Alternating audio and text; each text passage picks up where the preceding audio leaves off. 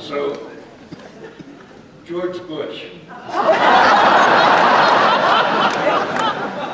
is standing in Grand Central Station waiting to get an Amtrak to go to D.C. And he's standing there and he's looking around. And he sees a guy across the way, got a long white gown, white flowing hair, white beard, a couple tablets under his arm. So G.W. walks over and he says, "You look like Moses." The guy goes, like he didn't want to hear this. So he walks around in front of him and says, You look like Moses." Guy does it again. For the third time he goes around and says, "Now look, so I'm not trying to offend you. You look like Moses. Are you Moses?" He said, "Yeah, I'm Moses." He said, "What are you so mad about?" He said, "The last time I talked to a bush, I had to spend 40 years in the desert."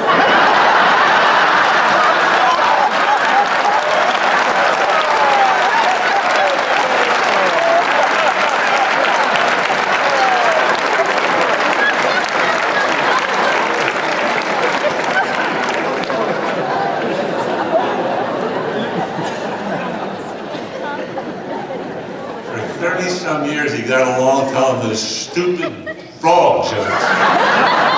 Save me, you know?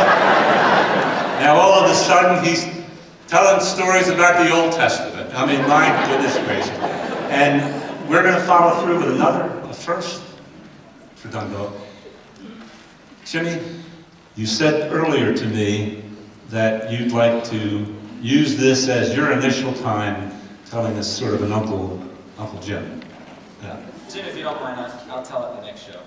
The next show. Okay, but any reason why? Well, let me tell you, before the show, I was backstage with Fred, and he said, "I hope Jim doesn't call me to tell a joke." And I said, "Why not?" And he said, "Because I didn't have one prepared." And I said, "Well, I have one prepared, so I hope he doesn't call me for a joke." And Fred said, "Okay, run it by me." So I told him the joke.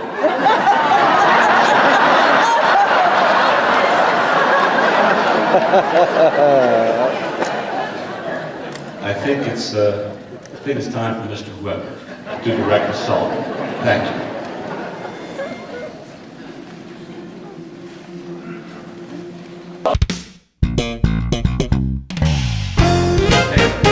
My wife, Pat, my bride of 45 years.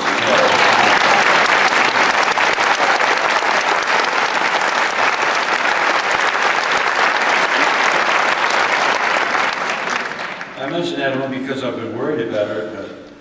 Thought she was getting a little hard of hearing. Really, I went to the doctor and I said, "Doc, can you help me out? I mean, I'm worried about Pat." He said, "What's the matter?" I said, "She's getting hard of hearing." He said, "How do you know?" I said, "Well, you know, she doesn't respond." He said, "Well, look, give her a test." I said, "Well, what kind of test?" He said, "Get about, 15 feet behind her, call her name, then keep moving up till you get a response, and then let me know." I said, "Well, okay." So she's out in the kitchen, working on a stove. I get in the dining room about 15 feet behind her and I go, "Ha!" Nothing. I step into the doorway. "Ha!" Nothing. I walked right up behind her. I went, "Ha!" She whirled around and said, "For the third time, what do you want?"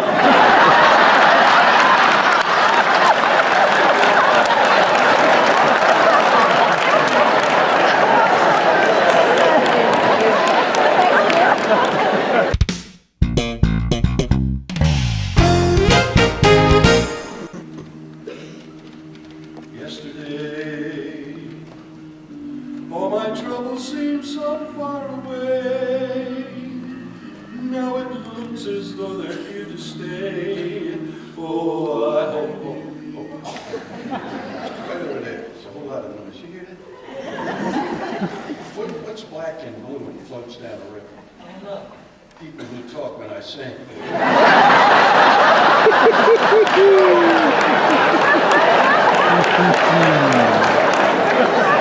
know what I used to do? I used to do this kind of stuff, man. Scare people with guns. I don't do that anymore. So be quiet while I finish this.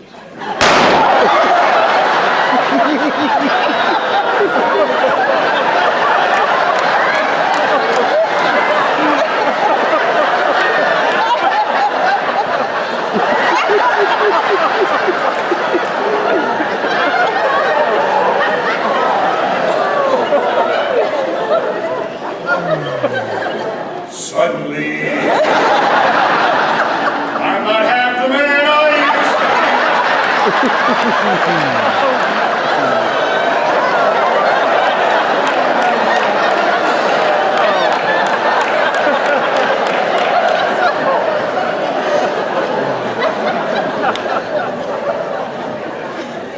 Thank you very much.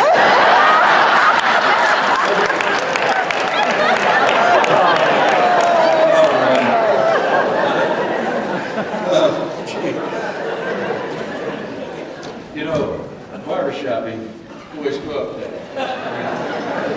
If they don't do that, they're gonna go pass right up. I was in the Navy, I used to stand in parade rest till I thought I was gonna pass that, you know.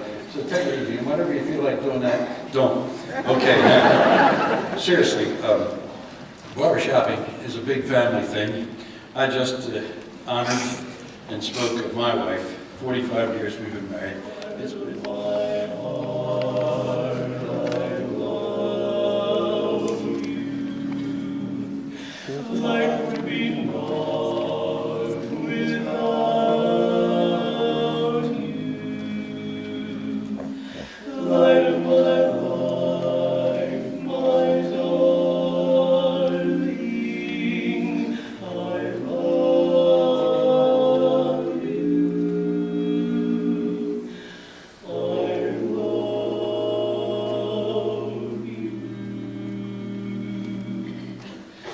I can forget you, never from you I never can sever. Say you'll be mine forever.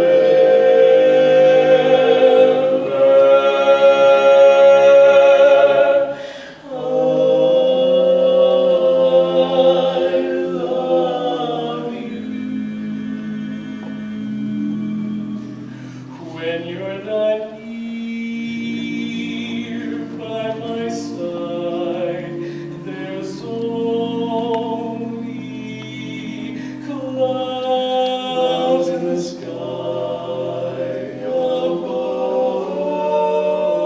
above me.